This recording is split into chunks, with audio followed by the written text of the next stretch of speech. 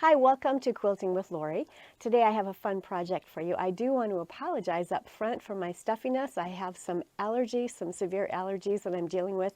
I've been trying to get this video prepared for the last couple of days, and today I'm just going to go with it. So today is week number 35 of my Scrappy blocks, and this is the 52-week series of Scrappy blocks. Make sure if you haven't seen the others that you go to my playlist. I'll have that linked below to see all of the other Scrappy blocks. They're going to help you to learn how to use your scrap stash, and that's my goal with this series, is to teach you how to actually use your scrap stash to make some beautiful quilts. And if you have not yet had an opportunity to watch my video on the speedy solutions to cut, sort, and organize your scrap stash to get it all ready to be able to make beautiful quilts, you want to check that out. I'll have the link to the video and to these books attached so you can check those out. This is a corresponding patterns book. I've got 12 Scrappy patterns in here. They use the techniques that are taught in this book, so check that out if you haven't already done so. Now let's take a look at week number 35 Scrappy block. So I actually had a different block prepared for this week, but I realized since today is my birthday, I'm going to go ahead and share with you a birthday cake block that I have created. And it's kind of a fun one. It's a Scrappy birthday cake sitting atop a table. And so hopefully you'll enjoy this. So this birthday is the big one for me.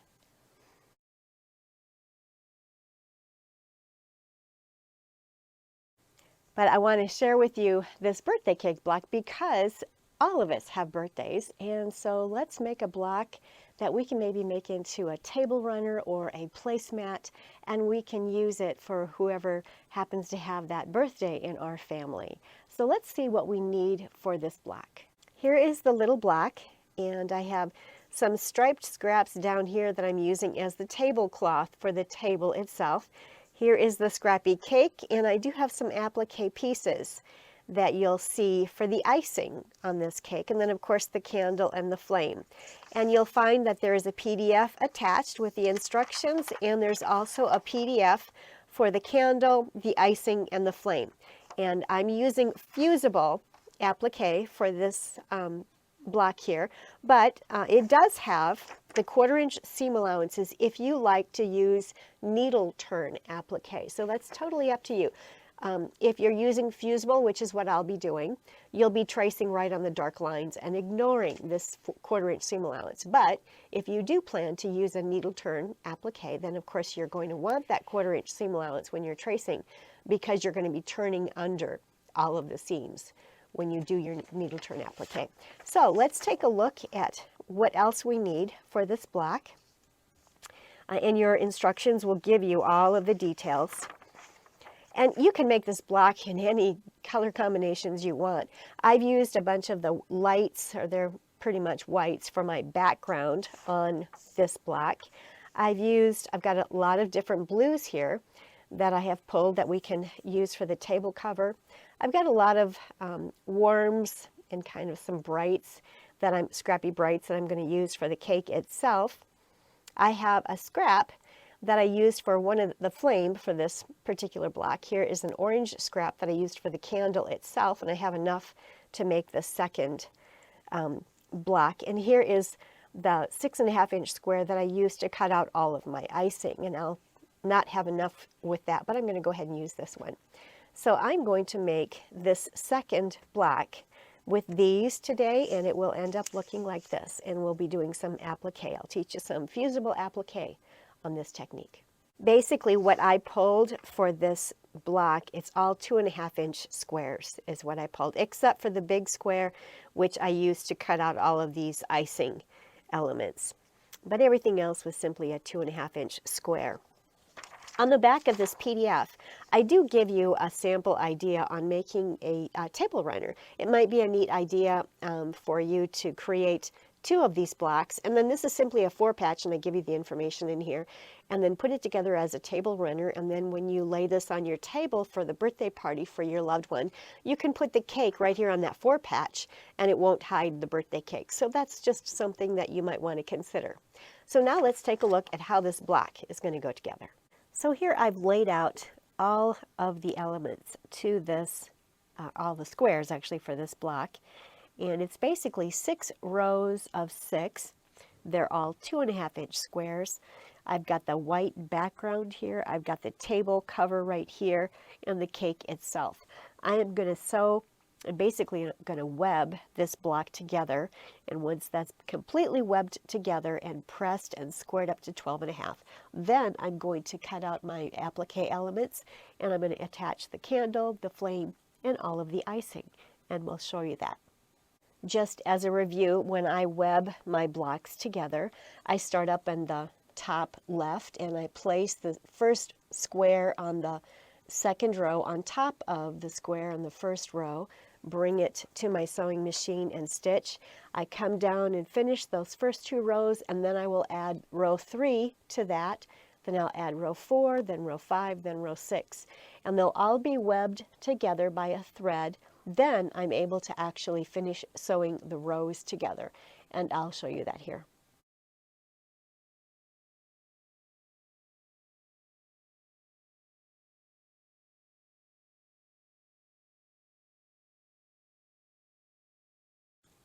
So I have the first 2 rows webbed together, or the 2 columns, I should say. These 2 columns have been webbed together. Now I'm going to web column 3 to this. I'm simply going to start by grabbing this square in the 3rd row at the top and placing it right sides. Bring this whole unit over here and start sewing, and I'll continue attaching them all the way down.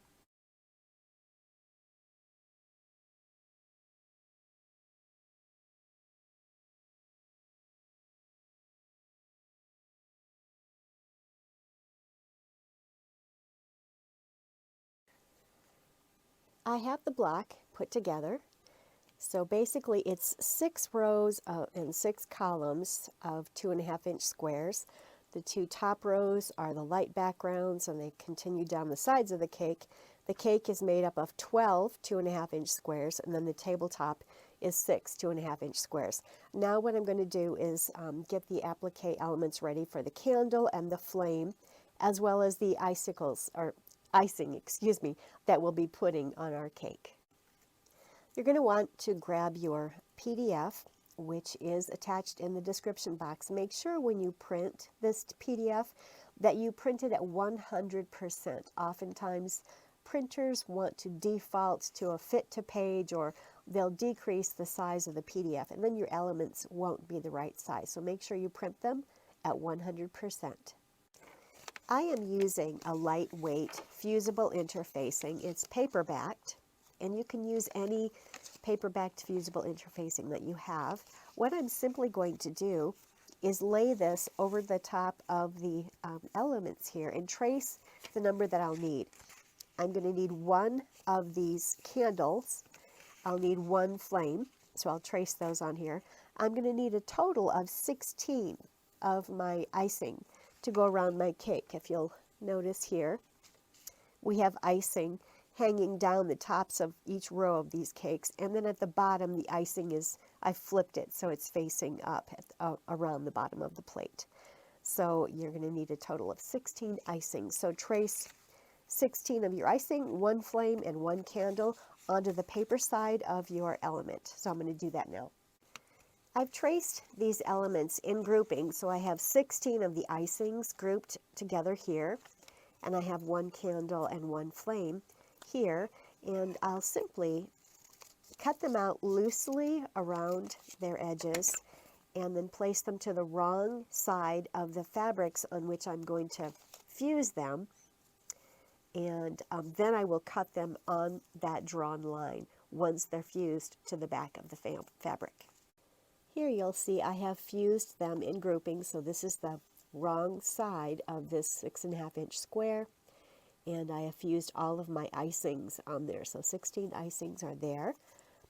I have fused my flame, I have fused my candle, and now I can actually cut on the line and cut out each of these elements.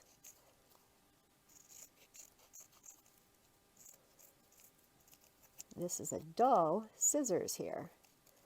I need to get a sharper scissors to do this. Follow your manufacturer's instructions with your fusible interfacing or your fusible web to identify whether or not it needs steam. Some require steam, some want a dry iron, and it will also let you know how many seconds you should press.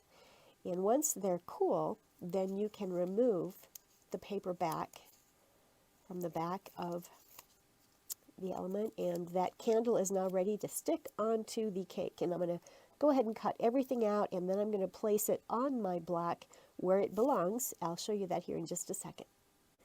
I've removed all of the backings from the icing and from the candle and the flame, and I've placed them where they belong. And right now you can still move them around. They're not permanent until you press them. I like the position, so I'm going to press them in place so they'll be permanent. Then I'm going to set up my sewing machine with a beautiful rayon thread, probably a beige of some sort, and I will applique all of these pieces to this background. I think I'm just going to use a zigzag stitch. Here's a close-up of the block that I've already done. I have a beautiful kind of a taupey beige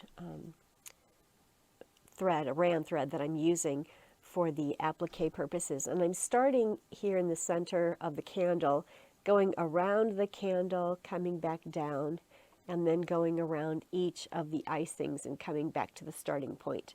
So that's how I'm doing this row. And then each of these you can start at one end and just come around each of these icings to get those appliqued. And I'm just using a little zigzag. It's a 2.0 in width and a 2.0 in length. And I just try to make sure that one zig is on the outside of the, right on the edge of the applique element, and the zag is right inside the element.